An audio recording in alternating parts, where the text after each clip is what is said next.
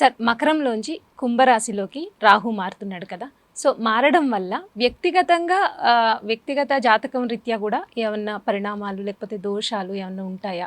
అలాగే రాజకీయ పరంగా కానీ లేకపోతే దేశవ్యాప్తంగా కానీ ఎటువంటి పరిణామాలు ఎదుర్కోవాల్సి వస్తుంది? రాహుగ్రహం అనుకూలించాలి అనుకున్నప్పుడు ఎటువంటి పరిహారాలు పాటించాలి అని చెప్పండి సార్. తప్పకుండా తల్లి. ఇప్పుడు మకరంలోంచి కుంభంలోకి మొన్న ఏప్రిల్ 29వ తారీఖు మారాడు ఆయన రాహు. అంటే ఫస్ట్ అసలు రాహు అంటే ఏంటో తెలియాలి. రాహు శరీరం తల మాత్రమే ఉండి శరీరం లేనటువంటి ఒక, అంటే మనం రాక్షసుడుగా మాట్లాడతాం, అసుర శక్తి అంటారు దాన్ని. ఇవన్నీ కూడా అంటే రాహు ఒక మనిషిలా వచ్చాడు, సూర్యుని మింగాడు, ఇలా మనం మాట్లాడుతున్నాం. అంటే నార్త్ నోడు సౌత్ నోడు అనేవి ఎనర్జీస్ ఇవి అడ్డొస్తాయి, భూమికి కక్షలో మధ్యలో అడ్డొస్తాయి. అంటే ఇవన్నీ కూడా శక్తులు, మనుషులు కాదు. అంటే చాలామంది నాస్తికులు రాహు వచ్చి సూర్యుని మింగేస్తారు అంటారు కదా. మింగేయటం మీన్స్ ఎనర్జీని క్యాప్చర్ చేస్తుంది, అడ్డొస్తుంది అంతే. ఇది కూడా ఒక ఎనర్జీ.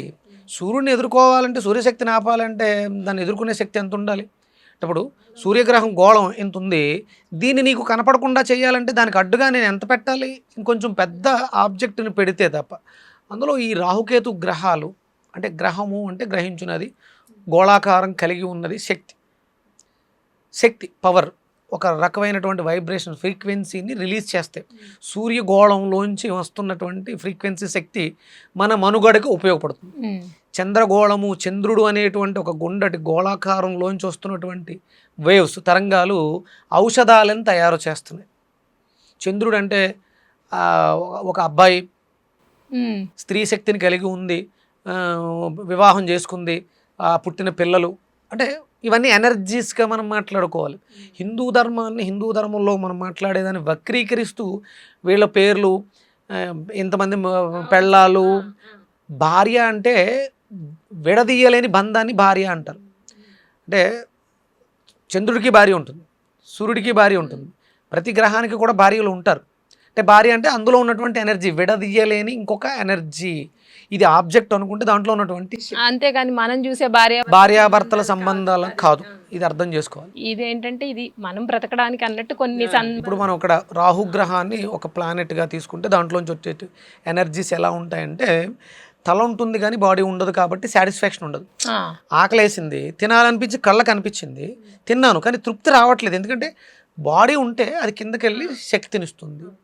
అంటే ఆ క్వాలిటీ, ఆ ఎనర్జీకి ఉన్నటువంటి క్వాలిటీ విపరీతమైనటువంటి ఆకలి దేనికైనా సరే బాగా దగ్గరగా తీసుకెళ్తుంది. రాహుగ్రహం నుంచి వచ్చేటువంటి ఫ్రీక్వెన్సీ ఎనర్జీ మనకి మీద పనిచేస్తూ ఉంటే నాకు వ్యామోహం, ఆహారం మీద వ్యామోహం, ధనం మీద వ్యామోహం, కొంతమంది కార్లు మారుస్తూ ఉంటారు, కార్ల మీద వ్యామోహం, కొంతమంది విపరీతంగా కార్డ్స్ ఆడుతుంటారు, కార్డ్స్ మీద వ్యామోహం, కొంతమంది ఆల్కహాల్ వ్యామోహం. అంటే రాహు అంటే దేని మీద అయినా సరే విపరీతమైనటువంటి వ్యామోహాన్ని పెంచేస్తాడు. దీనికి ఆపోజిట్గానే కేతు ఆపోజిట్. ఇక్కడ వ్యామోహం పెంచేస్తాడు, అక్కడ ఏమీ లేకుండా చేసేస్తాడు, ఏమీ లేకుండా చేస్తాడు. అక్కడ శరీరం ఉంది, హెడ్ లేదు, నాలెడ్జ్ ఉండదు. రాహుకేతువులు గ్రహాలు ఆ ఎనర్జీస్కి ఉన్నటువంటి క్వాలిటీస్. ఇప్పుడు మనం ఇక్కడ రాహు గురించి మాట్లాడుకుంటే సహజంగా మనకి కుంభంలో ఉన్నారు. కుంభము మన కాలపురుష చక్రంలో 11th హౌస్, అంటే ఆఖరి కామక్షేత్రం. కోరికలు అక్కడతో ఎండ్ అయిపోతాయి. మనం చేసినటువంటి కర్మ ద్వారా వచ్చినటువంటి ప్రతిఫలాలని ఇచ్చేటువంటి ప్రదేశం, అది ఫుల్ఫిల్మెంట్, వ్యామోహం తీరిపోద్ది అక్కడ. అది సహజంగానే రాహు యొక్క సహజ ఇల్లు. ఇప్పటి వరకు ఆయన మొత్తం మేనంలోంచి అన్ని తిరిగి ఇప్పుడు కుంభంలో ప్రవేశించారు ఆయన. కుంభం యొక్క క్వాలిటీ అది scientific development, artificial intelligent develop అవుతుంది కదా ఈ యుగం అంతా. అంటే ఆయన అందులో ప్రవేశించడానికి ముందే కుంభయుగం ప్రారంభం అయిపోయింది. అంటే టెక్నాలజీ బాగా డెవలప్ అయింది, మాయలు విపరీతంగా, మోసాలు బాగా పెరిగినాయి. రాహు అంటేనే మాయ, మెస్మరైజ్ చేస్తుంటారు, మెలిఫిక్ ప్లానెట్ అంటారు రాహు. అంటే రాహు అన్నీ అంటే చెడువే కాదు, అందులో మంచి కూడా ఉన్నాయి. అంటే ఎక్కడ ఉంటే అక్కడ వాళ్ళలా ప్రవర్తిస్తాడు. గురుడి ఇంట్లో ఉంటే గురుడులా ప్రవర్తిస్తాడు. ఈయన మోసగాడే కానీ గురువు అయిపోతాడు. కానీ ఎక్కడుంటే అక్కడ ఆ రూపాన్ని సంతరించుకుంటాడు. శుక్రుడి ఇంట్లో ఉంటే శుక్రుడిగా కళాకారుడిగా మారిపోతాడు. మారిపోయే గుణం రాహుకి ఎక్కువగా ఉంటుందన్నమాట.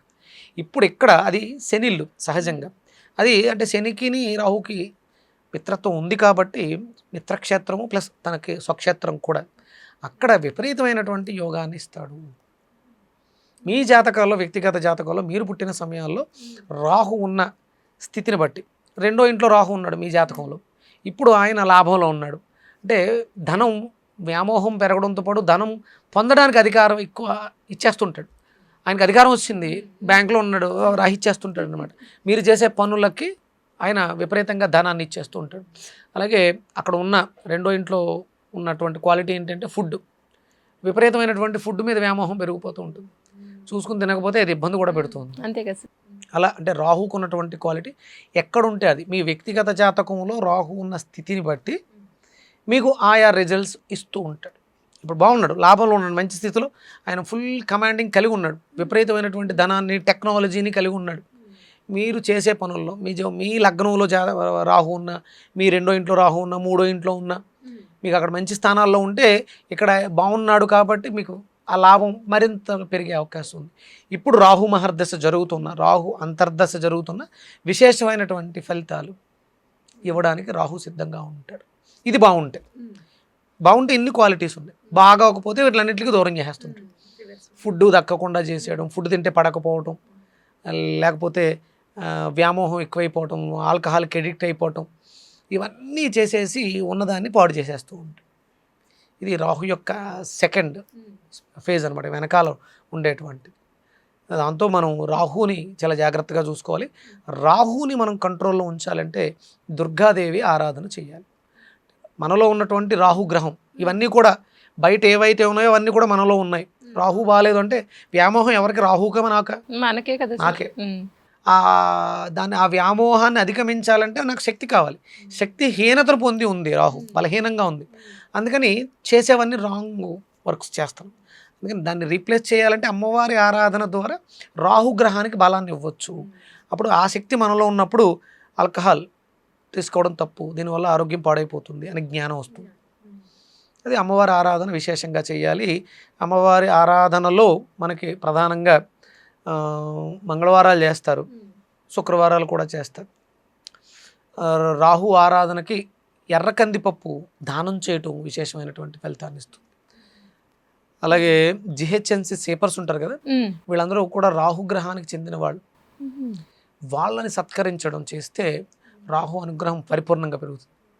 అమ్మవారి ఆరాధన 21 రోజు ఆపకుండా ఉదయం సాయంత్రం 2 పూట్ల దుర్గాదేవి ఆరాధన చేస్తూ దుర్గా అర్గళా స్తోత్రం జరుగుతుంది. నమోదేవి మహాదేవి దుర్గాయే సతతం నమః అనే మంత్రం ఒక 31 శ్లోకాలు ఉంటాయి. ఉదయం సాయంత్రం 2 పూట్ల చదువుతూ సాంబ్రాణి ధూపానేసి అమ్మవారికి 21 రోజు. అలాగే అర్ధకాయం మహావీరం చంద్రాదిత్య విమర్దనం సింహికా గర్భ సంభూతం తమ రాహుం ప్రణమామ్యం, ఈ నామాన్ని రాహుర్ధానవ మంత్రీచ సింహికా చిత్తానందన అర్ధకాయ సదాక్రోధి చంద్రాదిత్య విమర్దన. ఇది బయట ఎక్కడ దొరకదు. నేను నా రీసెర్చ్లో నేను పట్టుకున్న మంత్రం, ఇంకా చాలా పెద్దది ఇది. సింపుల్గా ఇది చేస్తూ రాహుర్ధానవ మంత్రి సింహికా చిత్తానందన అర్ధకాయ సదాక్రోధి చంద్రాదిత్య విమర్దన, ఈ మంత్రాన్ని 108 సార్లు పఠిస్తూ దుర్గా అర్గళా స్తోత్రాన్ని పఠిస్తూ 21 రోజు దీక్షగా చేస్తే ఎంతటి కష్టమైనా సరే తీరిపోతుంది.